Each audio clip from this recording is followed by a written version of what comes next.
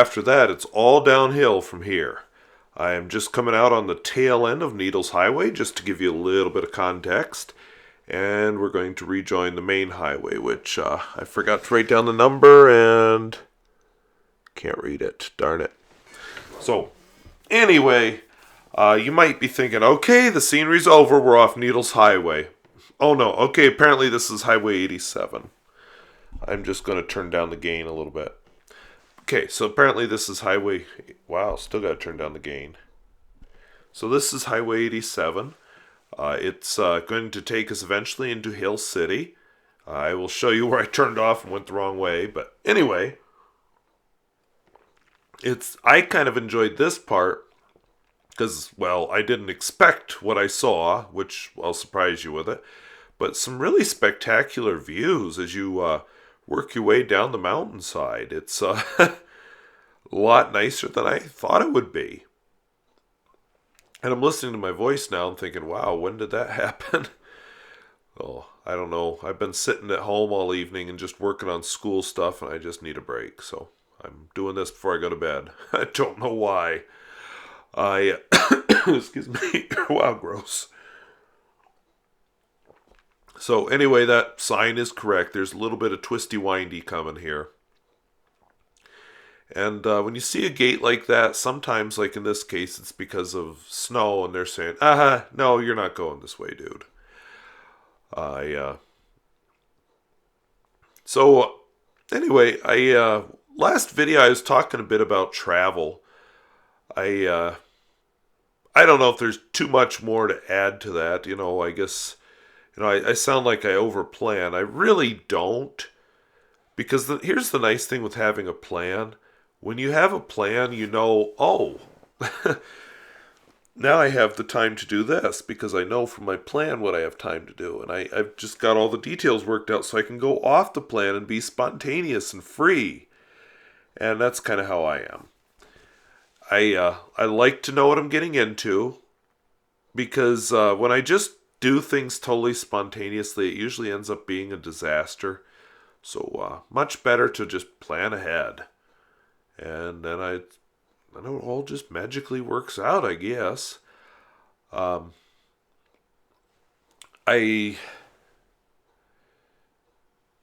not super detail oriented. I forget about details and stuff, but just enough so I've got a broad outline. So give me an outline and I'm golden. Give me a detailed itinerary.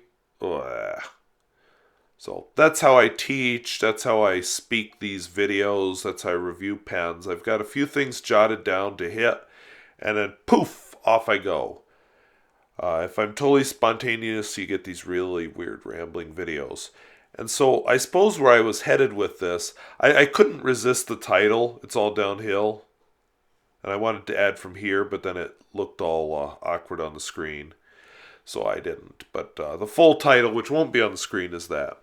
Anyway, so I couldn't resist the title, but really I just wanted to talk a bit about planning. Yeah, see, there's a view. And here's one of the surprises I was talking about. Yes, we're still going to have some one-lane tunnels on the way down, even though we're off Needles Highway now.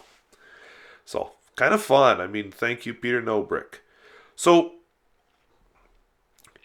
if you have a plan, it gives you some flexibility. Because then you know what you can how much you can deviate. You've got some idea what to do if things go wrong. You have some idea what you can cross off the plan and so on. My plan, you can kind of see the sun is not set yet, but getting lower in the sky. If I wouldn't have planned properly and maybe gone on the second hike that I wanted to, or gone and explored on Needles more, this return trip wouldn't have been so good. And, one of the things I have to keep in mind is my eyesight. I don't see the best in the dark. So I don't like to drive in the dark, especially on a road like this. Legally I can, but it's going to be one of those white knuckle trips where the road has my absolute undivided attention because in the dark I just can't pick things out the way I did before my accident. So, anyway, so that's part of the whole planning thing. I what was spontaneous? Well, okay, let's just be honest. Honestly, it wasn't a whole hell of a lot on this trip because the itinerary was too tight. So the only spontaneous things about it where I didn't plan where I was going to pull off, I just pulled off. I knew I had time to do some pulling off in addition to the hike. I just didn't plan where. Now I'm looking at this forest. By the way, this is totally off the subject of planning. I'm kind of wondering if they had a fire here, if it's that pine beetle, is it the elevation, is it the rotten soil? I don't know why the forest is the way it is with these smaller trees. I wish I knew more. I just don't know. I know it's very rocky soil here, so it could be just as simple as that. Honest to God, I just don't know. Okay, but anyway, when I plan, like if I teach a lesson at school, I have my list of things. This is what you're going to hit. If you have an activity, I have that in there. I leave a lot of flexibility for myself. I might tell a story to one class but not another. I may discover one class really gets it and I can just, not waste their time trying to teach stuff they already understand. And then the next class comes in and, okay, we got to spend extra time on this because you guys really don't get it. And of course, a small school like mine, the most I'm going to have is 2 sections of a class. I never have more than 2. And well, other than physical science, okay, physical science and chemistry both have 2 sections. Well, I don't know why chemistry does, but that's neither here nor there. But with my physics, my anatomy, those have 1 section. And back when I started teaching in a much smaller school, everything had 1 section. I was the entire science department and sometimes part of the math department. So there's that. But anyway, I totally rambled there, which is, I think I said I've been correcting and doing school stuff all evening, so I'm kind of tired and out of it, and I should go to bed, but I just feel like doing something fun for me, so that's what I'm doing. Got a physical science test I'm giving tomorrow, so guess what I'll be doing again? Correcting is one of my least favorite parts of teaching, by the way. But anyway, so I'm babbling about planning, so I'll have a rough outline of what I want to do, and then I just kind of wing it. If I talk to a group, I don't have it written out word for word. I just wing it. And I don't know if you've ever sat through those lessons where they have these nice pre-made PowerPoints. Not good with PowerPoint because I like to be more spontaneous. But, I hate those PowerPoint presentations or lessons where they read the PowerPoint to you. And you just think, my God, print it off. Hand me the copy. I can read it faster than you can read it to me. So, I always like to add stuff. So, and I like, I realize that in an educational setting that's a bit different from a presentation, but I like it if the speaker, like the PowerPoint cannot stand on its own without the speaker. You need the speaker. That's a much better presentation. Using pictures, using good visuals, using just the important words, not verbatim everything you're going to say. And that's kind of an example of over planning. And I see the same thing with like a trip. If I would have planned every stop here and okay, we can't stay any longer than this at this overlook because we need to get this overlook by this time and this tunnel by this time. No. I had too much booked into this trip, but still, I need to be free to be spontaneous. But I said in the last trip, this is also an exploration trip. What do I want to explore more? Honesty, one of the things I'd like to do next summer is stop in Hill City. I was even actually thinking maybe a motel room there. And kind of the thought that's in my head, Needles Highway will be closed, but I'm thinking February or March or Easter break or something, maybe go down, spend a night or two, maybe a night in one town, a night in another. Lead might be fun for one of those nights, and Hill City the other. I still won't be able to get on Needles Highway because it'll be closed due to snow, but I can explore a lot of this other stuff that's down there that's very attractive. And perhaps get over to Rapid City, which I don't do very often either. So that's kind of my thought process. And so I will, of course, between now and whenever I finally take that trip, have planned it all out. I actually have a 4-day weekend in February, which suddenly became a 4-day weekend. I had an obligation on February 18th, which is gone. So, the temptation is strong in me. We'll see. Anyway, but I'll do all my planning and so on, and research, and part of it is just finding places I'd like to explore, and how long would it take to explore this? Some places you can find out, others you can't. Like if you go explore some of the caves down in the hills, yes, there are caves. I haven't figured out yet how I would ever take you into one. I will probably need to get a GoPro or something, and it better have good night vision. So yeah, you may just have to use your imagination about the caves, or come visit the hills yourself. But anyway, I plan out, it's roughly going to take this long to explore this. What I would like to do is walk up and down Leeds Main Street. I actually want to walk up and down Hill City's Main Street, but that's not going to take long. Lead is more stretched out because it's on that long downhill, and with my 16-year-old car, I'd like to find somewhere a bit more secure to park it. So, I pretty much trust its parking brake, but I guess it's 17 years old now. In a car that old, why tempt fate? Because I have the money I have, in part because I don't spend it on things like that. And I am in the process of saving for a replacement car. I hate to admit it, but that's going to be coming. Not this year, hopefully. But in the next few years, it's coming. But again, that's planning. Putting that money aside. And it may come to pass that my roof blows off and I need to spend all that money putting a new roof on the house instead. I don't know.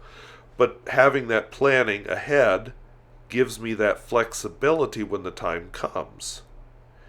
And it was kind of the same thing when I bought this car. I had some flexibility about the car and how much to spend. And, my old car was 14 years old instead of 17, but it was... that whole, when they tell you have to replace the rack and pinion in your 14-year-old car, you just kind of say, ooh, I don't think so. So I didn't. I replaced the car. But anyway, the plan gives me that flexibility. I often come up with stories and stuff when I teach. Having the plan there inspires those stories. And sometimes those stories I tell are all about, sometimes I'll tell very strange stories just because it's something they'll remember. And so I just tell goofy stories because they remember, oh yeah, that's when you told that story about the squirrel fighting with the unicorn. And, something. I just made that one up. But anyway, that's part of the planning. Is I didn't plan out that story, but it comes in handy. Without the plan, I'd be floundering for what do I do next? And yeah, oh, gee, I'm done, and I still have 20 minutes of class left. What do I do now? And believe me, you don't want a classroom of bored teenagers. So don't do it. Have a backup plan, even if it is sort of silly. At least you have something. All right, we're going to turn here. This is where I should have turned, and I didn't, and I believe... Okay, 385 and 16 is the road we're turning on to. Right up ahead, not very far, you're going to see the turn off that I made, and I should have made the one we just turned there. Yeah, learned my lesson. So, is this it already? I can't tell. Mount Rushmore, yes. So I turned that much too soon and went the wrong way. But it turned out well. I'm actually glad I took you over Mount Rushmore. I mean, we didn't actually look at Mount Rushmore, but I'm glad I took you past it because I forgot how beautiful that road actually is. And if I'd gone the other way, yes, it's very attractive. Needles Highway would have been first, but I'll tell you what, my plan for the ending was I was going to go into Keystone, and then from Keystone to Rapid City, have supper in Rapid City, and go home from there. Well, it didn't turn out that way. I did a lot of backtracking and didn't have that great of a supper, on top of my not that great of a lunch. But having the plan, when I realized, oh, I took a wrong turn, I was still able to say, okay, I can make this work because I had a plan. I just went at it backwards. I couldn't manage Rapid City going this direction, but you know what? I did end up enjoying the trip home. I mean, like, it was just, I think maybe Rapid City would have been just too much to go home with, and I would have just been, I don't like traffic, and it just would have been kind of an exhausting end. And I think this was a better end because it was a peaceful drive home. I had not very good supper in Sturgis, but whatever. And it all because of the plan. So yes, the best plans have some flexibility built in. Now we're going to come up here quickly on Hill City. I told you most of what I know about Hill City before.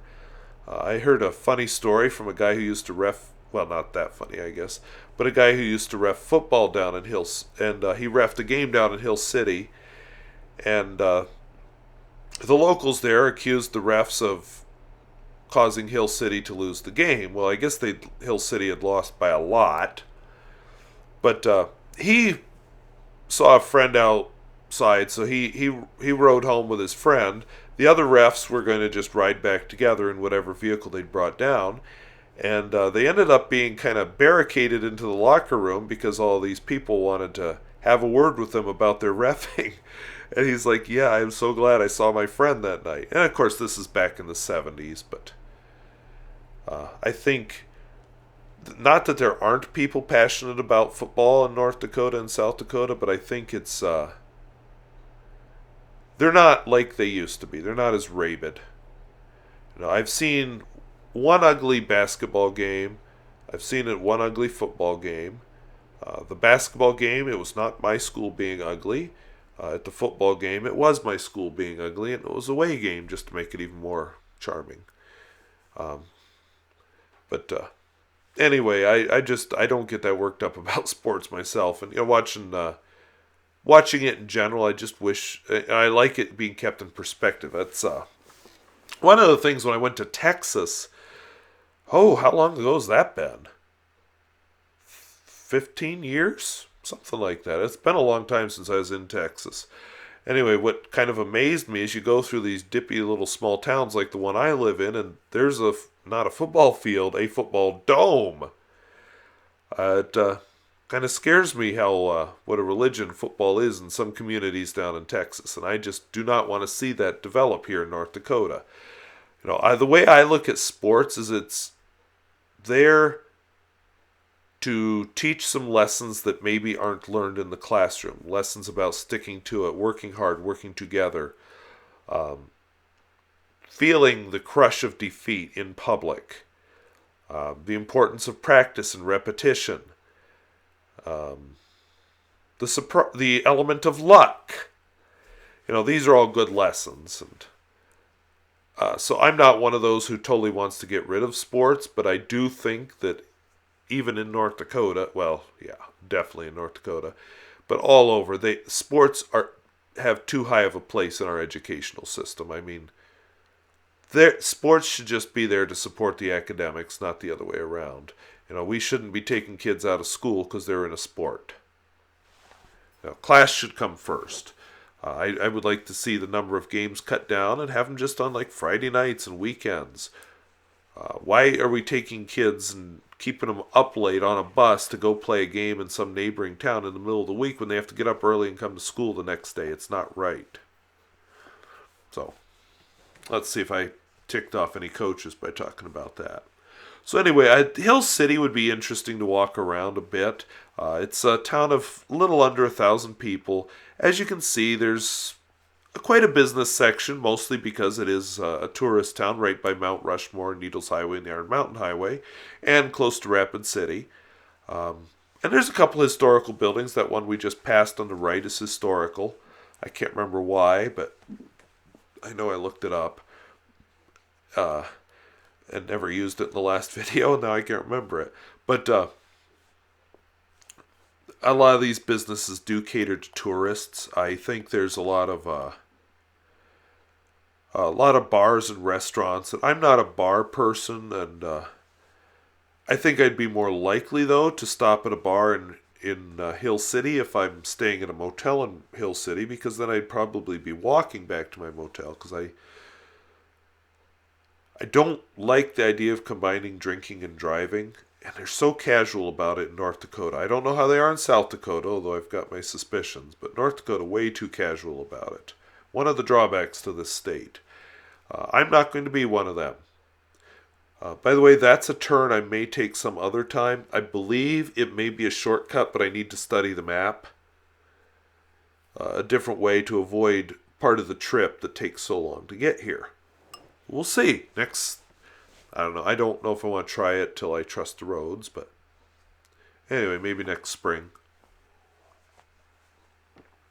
But part of the fun of staying in a motel is when you can walk to a bar and have some of those drinks you don't normally drink, because I'm not much of a bar goer. I don't go to the bars in my town, and I just don't do it much in general. So, but it is kind of fun. Like, I like a martini. That's good. Mexican restaurant, I'll have a margarita. But again, if I'm driving, I won't. It's just kind of fun to try some of that stuff. And I think if I had it all the time, it would lose all of its fun. And it would increase my gut and make my liver start begging for mercy, so who knows. So anyway, we're out of Hill City, and I'm starting to think about a good stopping point for this. I'm really being affected by I'm 22 minutes in. I'm really starting to get affected by the fact that it's night and it's past my bedtime. And like I said, the only reason I started filming this is I just thought, I want to do something this evening besides do schoolwork. I even skipped going to a basketball game and taking pictures tonight just so I could do school stuff. And I still have pictures from another game to catch up on. So, yay! But that's teaching for you. So, yeah, I guess I had no deep thoughts in this video about planning whatsoever. Just the general, it gives you some flexibility. And, I guess I would add one more thought to the planning is the research.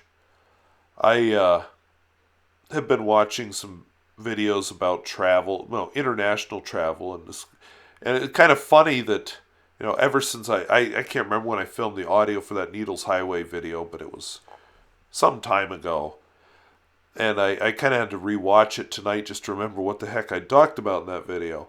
But anyway, I've been watching a few videos about travel. It's kind of interesting that international travel, that he echoed, there was a man and a woman, two different people, echoed a lot of what I said. And I've just traveled domestically, or a day trip into Canada back when it was easier to cross the border. And it was interesting. They echoed, don't carry a lot of stuff because you'll get tired of it and you won't have any fun. They mentioned about planning ahead, leave some time for spontaneity, try out the local spots, all kinds of things that I'd been saying. They had details too, they had, and I think this is because it was international travel, they had details, and they both echoed roughly the same measurements. They had details about the size of your luggage, and they were saying, don't check your bags, use carry-on, and then they had the size of the bag that you should use, and how many changes of clothes to put in it, and how to bring along clothes to layer, so you have fewer items of clothing in your bags, and of course, you can wash your clothes in the motel sink wherever you're staying or whatever. They just went into all that in much more depth, and I did in my video, and I rambled a lot longer. What was it? Wolters World and Rick Steves? Wolters World was a man. Rick Steves turned out not to be a man. Apparently, Rick Steves is the company that the woman worked for. So Rick Steves must be a man who owns the company, but she was doing a presentation about packing. And some of it didn't apply to me, like I don't pack makeup because I'm male. I do shave, but I don't pack makeup. I don't have some of the other clothing items, so some of it'll be a bit different. But and I'm more likely, like she said, don't bring a camera. No. I'm bringing a camera. But if I'm traveling, I'm probably not going to bring the whole backpack full of lenses.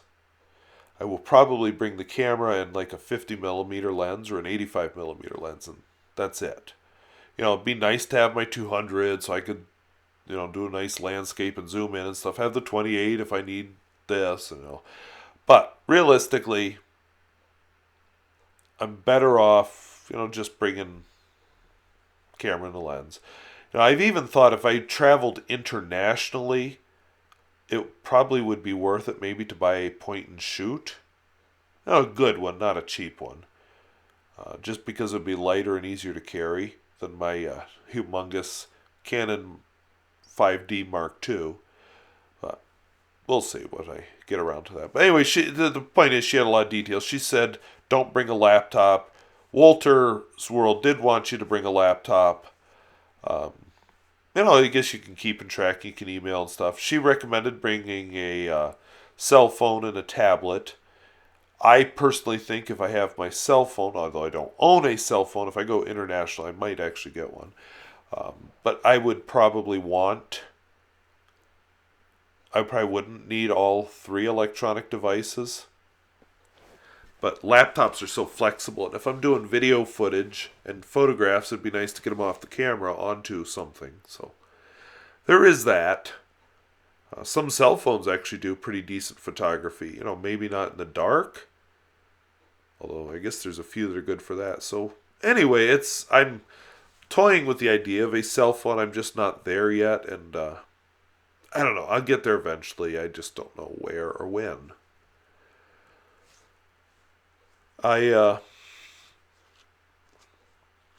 anyway, another thing that they mentioned that I thought was interesting is backpack. And when you think about it, I do have a very small suitcase, like it's on wheels, and it actually fits the dimensions of carry-on. It's a little tiny bit bigger than they mentioned, but not a whole lot bigger. It has wheels. But if I was walking around somewhere with not level or, like last year, I stayed down the Black Hills and it was snowing, so dragging that thing through the snow was kind of a pain, so I ended up carrying it. Wouldn't have been nice if I could just put on a backpack. But then they also mentioned having a day pack, a much smaller pack that you carry, not like a purse, but as a pack. And that's where you have your camera, your tablet, your phone, and like a notebook or something. And if you need 1 or 2 essentials, that's what's in there. And I thought that was a neat idea. I'd never thought of that. I think I'm going to steal that idea, actually. Now, I'm curious when you get on the airplane and you check and do your carry-on, does the day pack and the backpack are they both allowed on? I just don't know. Last time I flew, because I didn't think of just doing it as checked luggage, as a carry-on, I did that small suitcase as checked luggage, although like I said, I could have done it as a carry-on. I just didn't know that at the time and didn't know enough about air travel. And I had a messenger bag that I did use as a carry-on. Maybe leave the messenger bag at home, get a very small day pack and a backpack, and call her good. Because, my parents even remarked, I stayed there for a week and then I did a little traveling while I was home that time. They even remarked that, wow, you really didn't bring a whole lot. And I was just like, yeah, I know, I just didn't need it. And then I had a meeting right afterwards in Bismarck for a whole week. So I never got home for several weeks. And it was just kind of nice that it's all really compact. I did use the laundry room in the motel because I needed to by then, or I wouldn't have been very popular at the meeting. But just not having a lot of stuff made that very nice. It was kind of eye-opening, and if I wouldn't have had to wait at the baggage carousel, even better. So I am really rambling now, and this is what I get like when it's late at night. I kind of mellow out. I can't talk as enthusiastically. You can probably tell which of these driving videos I filmed the audio during the morning and which ones I filmed at night, and the afternoon probably sounds a lot like the morning ones. Anyway, I'm just thinking I believe I recorded the audio for all of those before Christmas break. It's been that long. Yeah, this has been a long trip to actually build up a lot of videos on. It's kind of running toward the end. I think I may actually take you most of the way back. It gets dark toward the end of this trip, so I quit filming, but I think that's what I will do. Just not today, because I need to go to bed. But in the, I don't know if it will be the next video. This is pretty scenery. Not as majestic as what we've been going through, but it is pretty. So I may run this at double speed next time. I have several other things I want to do. Like I have a trip that I took to Bismarck and back. If it was another one where the dash cam had issues. So now I just format it as soon as I get in the car, and hopefully will prevent further issues. And then I'm hoping this weekend, which will be the 21st, will be the Saturday, I'm hoping to get up to Dickinson, because I realized also I haven't been out of my small North Dakota town since before Thanksgiving. And I'm getting a little bit cabin fevery, and especially watching this, I'm thinking, I gotta get out! And I would love to go further than Dickinson, like down to the Black Hills in the winter, but realistically, I don't have enough time to do that because I have obligations Saturday morning and Sunday morning. So, yeah, it's going to be a Saturday afternoon trip because the places I need to get to aren't open on Sunday. So, that 4-day weekend can't come soon enough, and I hope the weather cooperates with me so I can really, truly explore that weekend. Anyway, where do you think is a good stopping point? I feel like there's something coming because I put all this video together way back when I edited those other videos and added the narration. And I know I put these all together in a oddly shaped 37-minute clip, 37:51, for a reason. But I wish I would have looked at the ending to figure out what that reason was. And I'm going to be really disappointed in myself if I just end on the wood. So if I stop before that 37 minutes and 51 seconds, that's probably why. Because I will have filmed a new ending to this. So anyway, a lot of the return trip home is like this. I had somebody remark today, actually, that it's very barren up in North Dakota because you don't have the trees. And he said, well, why don't people put seeds in the ground? Well, North Dakota is a very dry state, especially where I live. It's not the right kind of soil. Trees will go, but they need some babying to get started. And then they often will not, you don't get a lot of baby trees from them.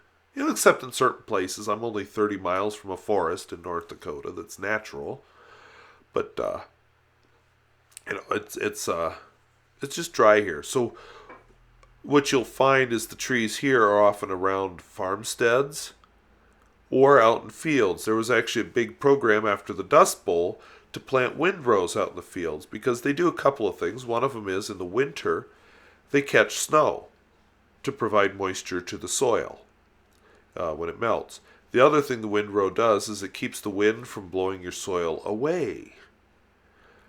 Now, modern farming methods mean that's not as important because now you see a lot of what they call no-till farming, where they spray the field to get rid of the weeds, and they just kind of plunk the seeds into the dirt without really turning it over. Because back in the dirty 30s, when the Dust Bowl was happening, their idea of plowing a field was just totally turn the dirt over. And when it's dry, that exposes it to wind erosion. And, it wasn't until I moved to North Dakota I'd heard the word snert. Snert is snow and dirt mixed together. Not nice. I have seen it, mostly on fields where they don't have good erosion control practices. I would have sworn we were about to come out on a lake, but that is clearly not a lake. Sorry, I thought, hey, this is what I've been waiting for. It's not. Okay. But I'm at 35 minutes, so I'm going to wrap this whole thing up at the 37. I'm guessing maybe I don't have a goal behind all this. Maybe I just plopped some video together. Anyway, so proper planning leaves you with the flexibility to change if you need to or want to. Farmers need to plan what they're going to plant, but maybe the weather doesn't cooperate, so they have to say, okay, I need a different version. Teachers should plan out their lessons, but they need to be ready for what if the kids don't get it? What if they do get it really fast? And what am I going to do with them? If you're a traveler, you need to plan where you're going to go, but leave yourself room for spontaneity. If you have this really tight agenda that you have to stick to, you're just going to fall apart. And I remarked today to somebody, I like to plan ahead. I like to plan ahead because that leaves me room to be spontaneous, because I can say, I have District Science Olympiad on February 25th, which is true, by the way. So February 18th, when I have that 4-day weekend, I can do what I want. Maybe I'll cancel practice that weekend, even though it's the week before district, just because I want to get away and do something fun for a few days. Yeah, sorry, kids. I'll work something out. I may do like a Friday or a Monday, because we'll have both those days off, and just an extra long practice one of those days, because I would be willing to bet most of them want to go traveling too. Well, not so much them as their parents, but anyway, coming up on 37:51, I think I know where we're at, but you're going to have to figure out, you're going to have to wait till the next video next week to find out if I'm right. And I'm going to film the audio for the next video in the morning or else in the day, so I'm not this tired and exhausted. So I thank you for watching. We'll see you later. Bye-bye.